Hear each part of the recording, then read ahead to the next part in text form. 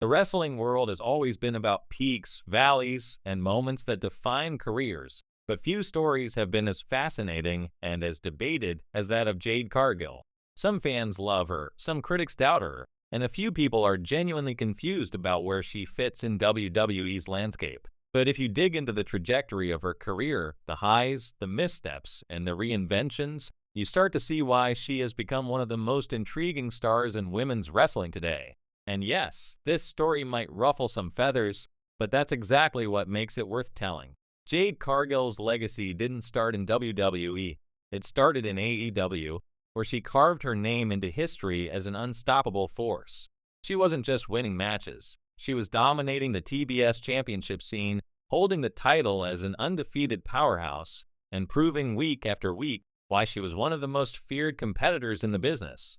Her AEW run wasn't just impressive, it was historic. People weren't just watching her, they were marveling at how someone could combine athleticism, presence, and charisma in a way that felt effortless yet monumental. When WWE came calling, the excitement was palpable. Everyone knew they were getting a star, and her signing made headlines for a reason.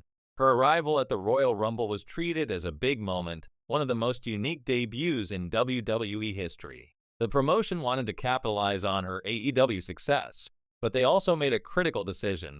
They cast her as a babyface, a character that was almost the opposite of the dominant, no-nonsense persona she'd cultivated in AEW.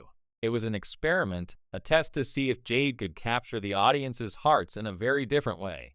And for a while, it worked. Teaming with Bianca Belair, she won 2 tag team championships and showed flashes of the raw talent that made her a star in the first place. But even at this peak, there was a ceiling. The babyface persona could only take her so far. The audience cheered, the victories stacked up, but something felt capped. She wasn't fully realizing the kind of dominance she had shown before.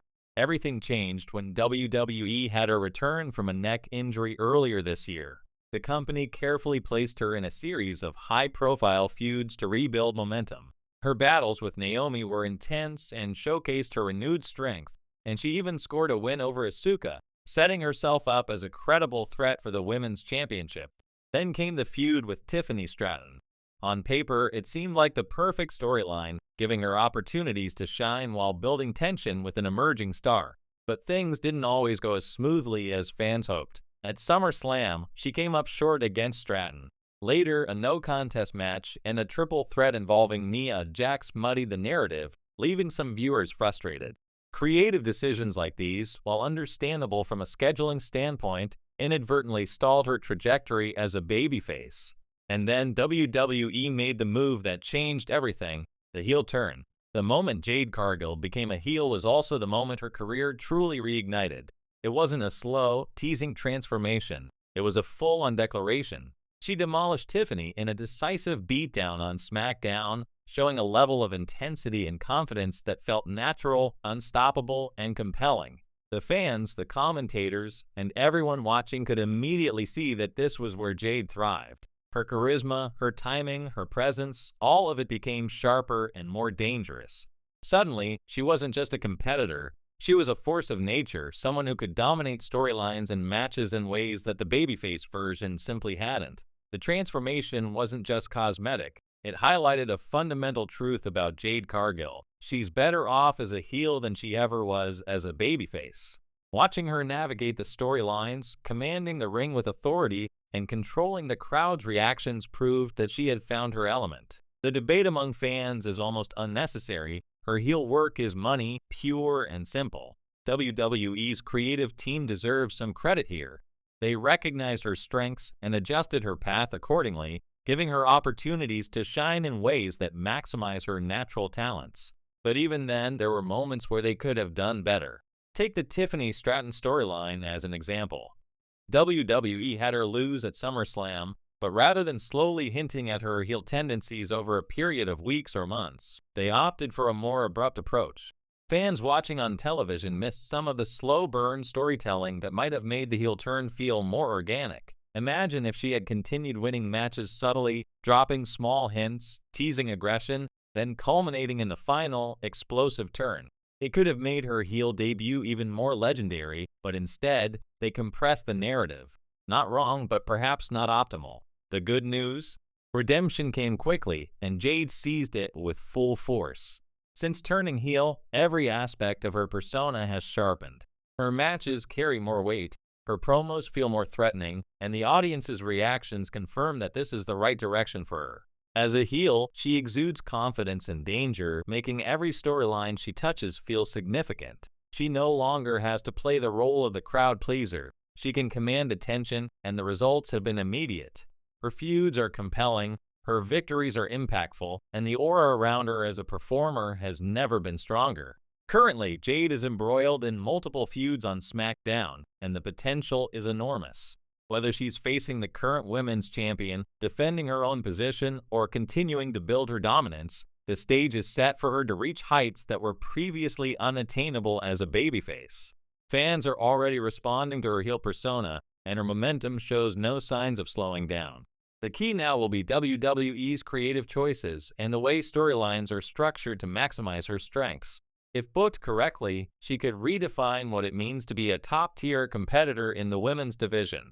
Her journey is a textbook example of evolution in wrestling. She conquered AEW, transitioned to WWE, faced limits as a babyface, returned from injury, and ultimately found her stride as a heel.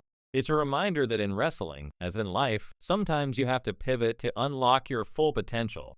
Jade Cargill's story is far from over, and if her current trajectory continues, she could become one of the defining champions of her era. Every match, promo, and storyline is another step towards cementing her legacy, and it's clear that when the creative vision aligns with her talents, the results are nothing short of spectacular. The discussion around her career is also a lesson in fan perception versus reality. Online, people dissect every loss, every misstep, and every booking decision, sometimes unfairly. In the ring, however, Jade's presence is undeniable. She dominates space, energy, and attention. She is a performer who commands respect from peers, commentators, and audiences alike. That contrast between fan expectation and in-ring execution is what makes analyzing her career so fascinating. Watching her evolve as a heel while maintaining top-tier athleticism demonstrates how adaptable and resilient she truly is. Looking ahead, the possibilities are exciting. Jade Cargill as WWE Women's Champion is a scenario that feels inevitable if her current trajectory continues. The key will be crafting storylines that showcase her dominance while keeping her heel edge intact. She thrives when she's feared, when she's commanding, and when her character feels larger than life. WWE has given glimpses of this formula, but fully embracing it could catapult her to heights previously unseen in the women's division. In summary, Jade Cargill's career arc is a compelling mix of talent, timing, and transformation. From AEW dominance to WWE experiments, injury setbacks, and finally, heel redemption, she has navigated her path with resilience and style. Her journey shows how important creative alignment is, how fan perception can differ from in-ring reality, and how the right character evolution can unlock previously untapped potential. She isn't just a wrestler, she's a story in motion, a testament to adaptability, and a performer whose future in WWE is wide open. So the question remains, will Jade Cargill continue to dominate as a heel and finally claim the Women's Championship, or will new challenges test her in ways that reshape her legacy? Only time will tell, but one thing is clear, her story is far from over, and every fan watching now is witnessing the rise of a performer who could define an era. Where do you stand? Was her babyface run underrated, or is her heel persona truly the apex of her career? Drop your thoughts, because Jade Cargill's journey is only getting more fascinating from here.